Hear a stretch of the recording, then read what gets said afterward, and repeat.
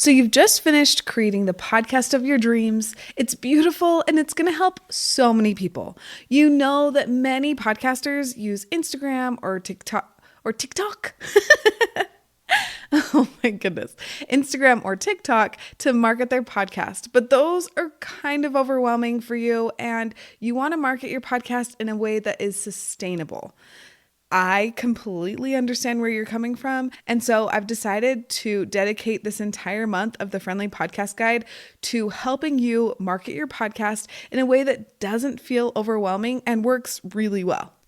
Hi, I'm Andi Smiley, your Friendly Podcast Guide. I help you start a podcast that is fun and fulfilling. I share tips, stories from my own journey, and insights from podcasters I admire. This week, we're going to be talking about how you can use Pinterest to market your podcast in the most laid-back way possible. And if you're a more visual learner rather than just hearing my voice or seeing my face on YouTube, then I've created a Pinterest for Podcasters guide that walks you through everything that I'm talking about in this episode. So if you want that, it'll be in the show notes. You can put your email in there so that I can email you that resource and you've got both the episode and something to read to come back to if you don't want to listen to the episode again. Because I know that everyone learns differently and I want to make sure that I'm helping you if you're a visual learner, because I am definitely someone who likes to see things.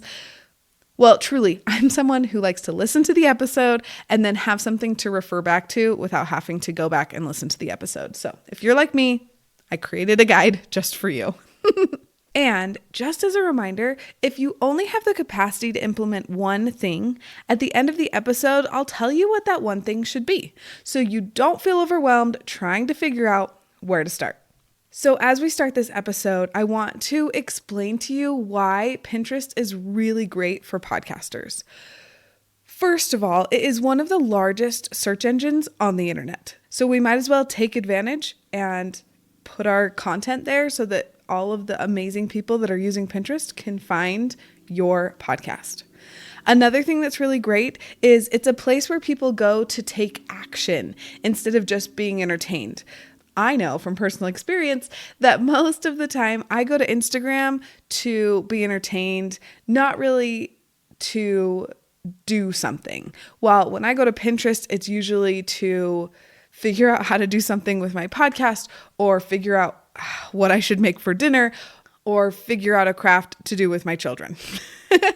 So putting your content on Pinterest helps you to reach the people that want to take action, that want to press play and listen to your podcast instead of just being entertained by a 10-second reel that you post on Instagram. Another really great thing about Pinterest for podcasters is that your content on Pinterest has a much longer shelf life. Like we're talking years instead of just days or weeks on social media. And I don't know about you, but that helps me feel much better because I just don't really have time to constantly be putting out new content on social media. And not only do I not have time, I really just don't have the energy or the mental capacity. There are too many other things that I am trying to do that constantly thinking about and posting on social media just is not something that works for me. So that is another reason why Pinterest is such an amazing tool for podcasters, especially moms who podcast. Okay, so you're listening to me and you're like, isn't Pinterest just for recipes and DIY? I will tell you that I feel like at one point that is mainly what Pinterest was for, but not anymore. People go to Pinterest for solutions to all kinds of problems, including whatever problem your podcast is solving. If that's something tangible, like for me, helping people start podcasts, or if it's something that's less tangible, like entertaining you while you're driving home from work, I know that people are going to Pinterest to solve both of those problems. And so we want to make sure that you have content there so that people can find you and solve their problem. Here's an example. If someone is trying to figure out how to take care of a monstera plant, I have several at my house. I love them so much, but also they are a little finicky. They might type into the Pinterest search bar how to take care of a monstera plant. And if you have a plant podcast with an episode all about taking care of a monstera plant, your pin will pop up because it will say something like how to take care of a Monstera plant. And then that person who's been trying to figure out how to take care of their Monstera will click that pin, find your episode, listen to it, fall in love with you and your podcast, and listen to every other episode you've ever made. Doesn't that sound great?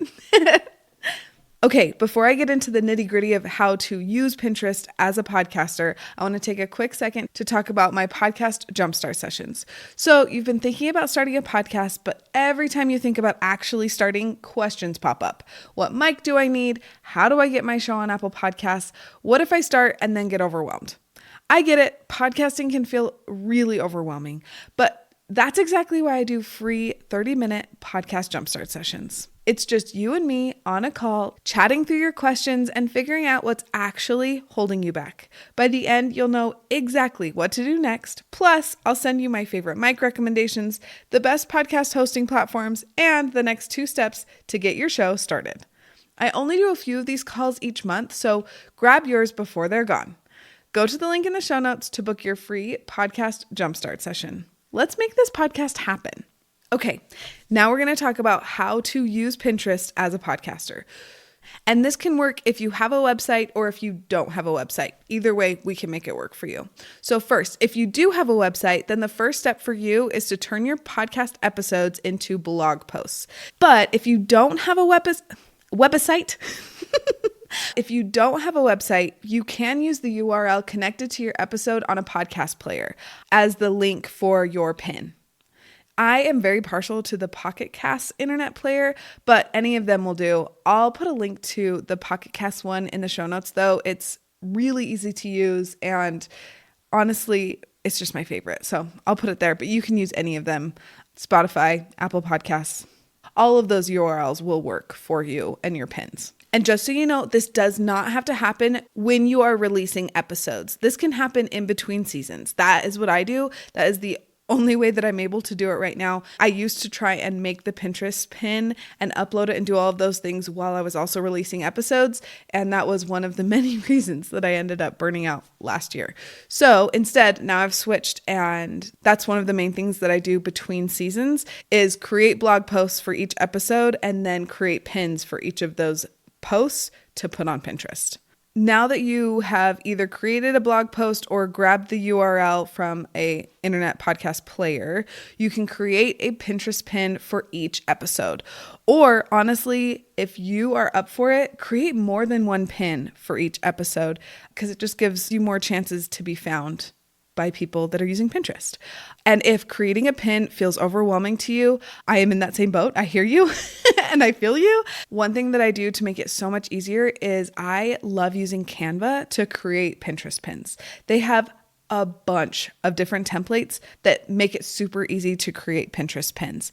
And after you've created those pins in Canva, you'll just download them so that they're on your computer, and then you'll hop on over to the Pinterest website, you upload your pin, and then you create a title and a description that will help people find your pin. So just like a quick blurb about that episode, truly, and if you're not sure what to write, a great place to start is the title can be the title of your episode, and the description can be like the highlights from your show notes.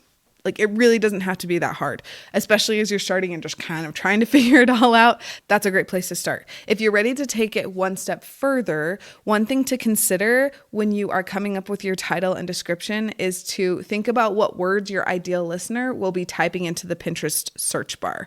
So again, back to the Monstera example. I do love plants so much. If your episode is about taking care of a Monstera plant, you are going to want to make sure you include the words how to take care of a Monstera plant in the title and description so that when people are typing those words into the Pinterest search bar, your pin will come up and they will find your episode about Monsteras. After you've done the title and the description, it's time to post your pin. So you can post it immediately, or you can schedule them out using the built-in scheduler on Pinterest. So if you're still feeling a little overwhelmed and you're not sure what your pins could look like, I'll put a link to a couple of my pins that I've created for my podcast in the show notes so you can go and look at them and see. Honestly, they're not perfect. I'm just going to warn you. And there are some that I am much more proud of than others. But for me, right now in this stage of life, motherhood, podcasting, done is significantly better than perfect. So that is where I am right now.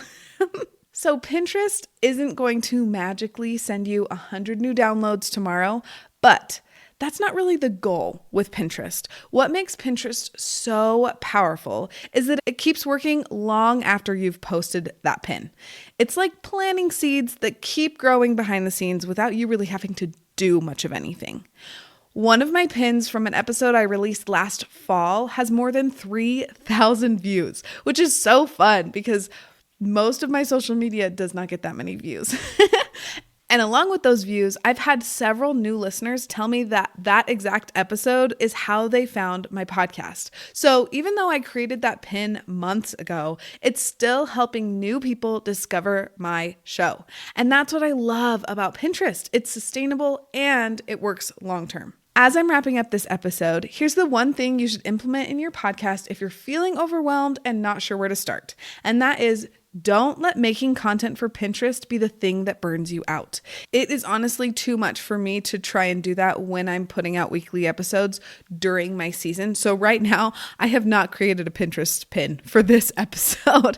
But in between seasons, I'm going to create blog posts and pins for each of these episodes. And maybe if I get a little crazy, I'll do more than one.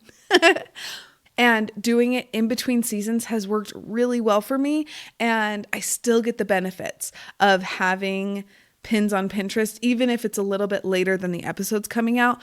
Like I was just saying, one of my pins got 3,000 views, and that was at least a month, maybe 2 months after that episode came out. So there's no timeline, right? If putting out episodes and creating pins for Pinterest at the same time is too much, do not do it. Figure out what works best for you so that you're not burning out as you're trying to market your podcast and put content out. For me, doing it in between seasons was what worked best, but if that doesn't work for you, please don't do it. Figure out what's going to work best for you. But truly, doing it in between seasons for me has worked really well, so it probably will work really well for you too. If this episode helped you, would you mind sharing it with another mom who wants to start a podcast without burning out? Your recommendation would mean the world to me. It would mean so much if you could pass this episode along, or just the Friendly Podcast Guide as a whole, to your mom friend that has been thinking about starting a podcast but doesn't really know where to start. In next week's episode, I'll be talking about marketing your podcast by being a podcast guest. I'll walk you through the whole process so it won't feel intimidating anymore. Thanks for being here, and I'll see you next week.